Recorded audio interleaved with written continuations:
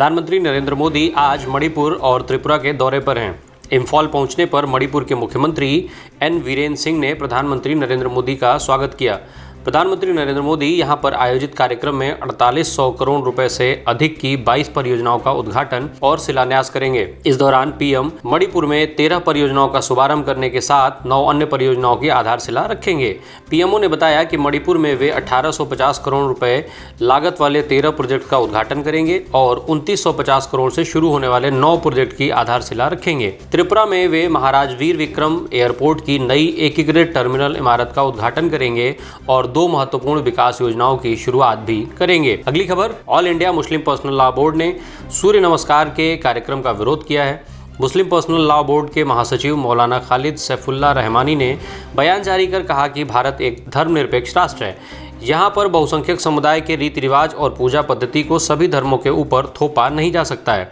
मौलाना ने सूर्य नमस्कार कार्यक्रम से मुस्लिम छात्र छात्राओं को दूर रहने की हिदायत भी दी है। आपको बताते चलें कि भारत सरकार की ओर से सभी राज्यों को 1 जनवरी से 7 जनवरी तक अपने स्कूलों में सूर्य नमस्कार कार्यक्रम का आयोजन करने का निर्देश दिया गया है। मौलाना खालिद सैफुल्लाह रहमानी ने कहा कि स्कूलों में सभी धर्मों के बच्चे पढ़ते हैं, इसलिए स्कूलों में किसी खास धर्म के पूजा पाठ पद्धति को कराने की अनुमति नहीं दी जानी चाहिए। स्वतंत्रता दिवस पर देश प्रेम से जुड़े हुए गीत संगीत का कार्यक्रम आयोजित करना चाहिए ताकि उसमें सभी धर्मों के लोग उस बढ़ चढ़ के हिस्सा ले सकें। अगली खबर, मुस्लिम महिलाओं की ऑनलाइन नीलामी करने वाली बुल्ली बाई ऐप के मामले में मुंबई पुलिस की साइबर सेल ने सोमवार को एक युवक को हिरासत में लिया है। मुंबई पुलिस ने जानकारी दी है कि 21 साल का आरोपी युवक बेंगलुरु में इंजीनियरिंग की पढ़ाई कर रहा है और ऐप के 5 फॉलोअर्स में से एक है।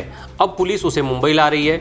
दूसरी तरफ दिल्ली पुलिस ने गिटहब प्लेटफॉर्म के इस ऐप के डेवलपर की जानकारी मांगी है। साथ ही ट्विटर को अपने प्लेटफॉर्म से इससे जुड़ा आपत्तिजनक कंटेंट हटाने को भी कहा है। आपको बताते चले कि मुस्लिम महिलाओं की ऑनलाइन नीलामी वाले बुल्ली बाई ऐप का विरोध करते हुए शिवसेना सांसद प्रियंका चतुर्वेदी ने इस बारे में ट्वीट के जरिए केंद्रीय आईटी मिनिस्टर अश्विनी वैष्णव से शिकायत की थी, जिसके बाद आईटी मिनिस्ट्री ने बुल्ली बाई ऐप को ब्लॉक कर दिया।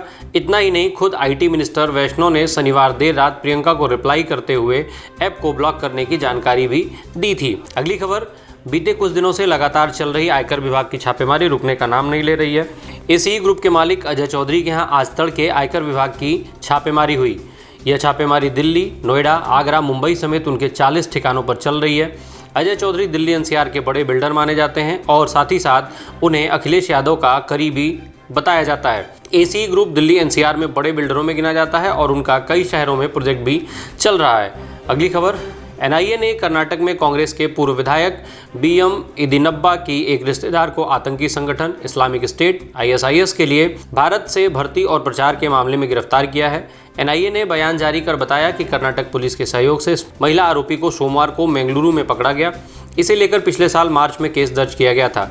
इसी मामले में केरल के ही मोहम्मद अमीन उर्फ अबू याह्या को और उसके 2 साथियों डॉक्टर रईस रशीद और मुसहब अनवर को गिरफ्तार किया गया था। आपको याद दिला दें कि बीते अगस्त में केरल से ही 2 महिलाओं को पश्चिम एशिया में इस्लामिक स्टेट में शामिल होने जाते समय गिरफ्तार किया गया था। अगली खबर, सुल्तानपुर में प्रधानमंत्री नरेंद्र मोदी को काला झंडा दिखाकर चर्चा में आई कांग्रेस नेता रीता यादव को सोमवार देर शाम बदमाशों ने गोली मार दी। गंभीर हालत में उन्हें जिला अस्पताल में भर्ती किया गया। होश आने के बाद रीता ने बताया कि मैं पोस्टर बैनर बनवाने गई थी, वहां से घर जा रही थी। रास्ते में हाईवे पर लंबुआ के पास 3 लोगों ने ओवरटेक करके मेरी बोलेरो को रोका और गाली देते हुए जान से मारने की धमकी दी। मेरे ड्राइवर की कनपट्टी पर पिस्टल लगा दिया। मैंने जब उन्हें इस पर तमाचा मारा तो उन्होंने मुझे गोली मार दी और भाग निकले। अगली खबर, रीता यादव को गोली मारे जाने की घटना को लेकर कांग्रेस ने भाजपा को घेरा है। कांग्रेस ने जेपी नड्डा को टैग करते हुए ट्वीट किया, जेपी नड्डा जी, लड़कियों को लड़ने से आपकी पार्टी के जंगल राज में भाड़े के गुंडे रोक रहे हैं। महिलाओं की साड़ी खींचने वाले कायरों से इसी कायरता की उम्मीद है। बेटियों की एकजुटता से डरे कायर अब बेटियों पर गुंडे छोड़ रहे हैं। आपको बताते चलें कि बीते 17 दिसंबर को ही रीता ने कांग्रेस पार्टी ज्वाइन की थी। 16 नवंबर को पूर्वांचल एक्सप्रेसवे के उद्घाटन पर रीता ने पीएम को काले झंडे दिखाए थे। उस वक्त वो समाजवादी पार्टी में थी। पीएम को झंडे दिखाने के बाद वो गिरफ्तार भी हुई थी और 2 दिन जेल में भी रही थी। अगली खबर, सुप्रीम कोर्ट नीट पीजी के एडमिशन में ईडब्ल्यूएस कोटा के मामले पर बुधवार को सुनवाई करेगा। इससे पहले केंद्र ने सुप्रीम कोर्ट से मांग की थी कि यह जरूरी मसला है, इस पर जल्द सुनवाई होनी चाहिए। दरअसल केंद्र ने सुप्रीम कोर्ट से कहा था कि वह EWS के लिए 8 लाख रुपए की जो लिमिट तय कर रखी है उस बारे में दोबारा विचार करेगा। 4 हफ्ते में दोबारा विचार कर फैसला लिया जाएगा। तब तक नीट की काउंसलिंग रुकी रहेगी। अगली खबर, भारत में कोरोना की रफ्तार थमने का नाम नहीं ले रही है। स्वास्थ्य मंत्रालय के आंकड़ों के हिसाब से बीते 24 घंटे में कोरोना के 37,379 नए मामले सामने आए हैं और 124 लोगों की इस दौरान मौत हुई है। इस दौरान 11,007 मरीज स्वस्थ भी हुए, लेकिन इस बीच सक्रिय मरीजों की संख्या ने चिंता बढ़ा दी है।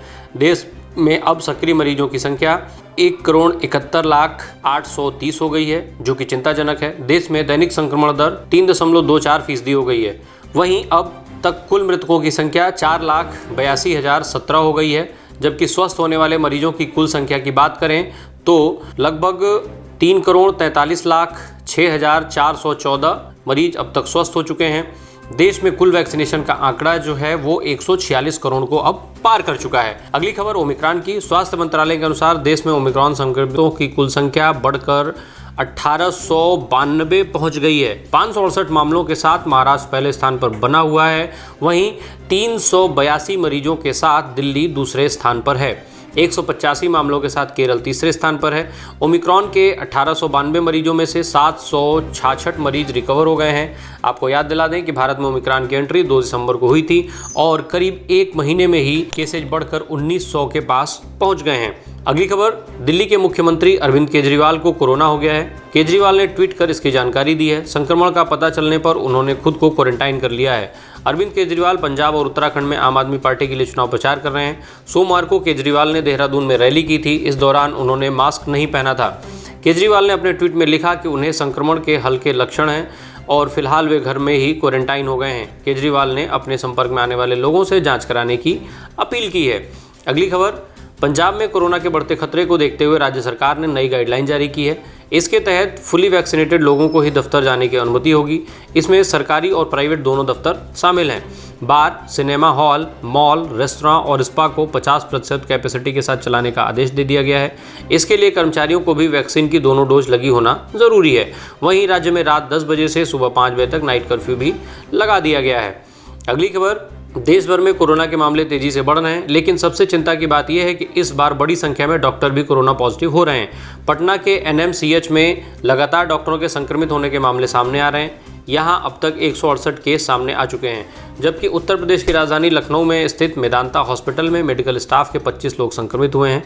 पटियाला मेडिकल कॉलेज के 100 स्टूडेंट्स कोरोना संक्रमित पाए गए हैं। इसके बाद हॉस्टल में रह रहे सभी छात्रों को जल्द से जल्द हॉस्टल छोड़ने के लिए कहा गया है। अगली खबर, कोरोना वायरस के नए वेरिएंट ओमिक्रॉन की जांच के लिए भारतीय चिकित्सा अनुसंधान परिषद ICMR ने ओमिश्योर किट को मंजूरी दे दी है। ओमिश्योर किट को टाटा मेडिकल ने तैयार किया है।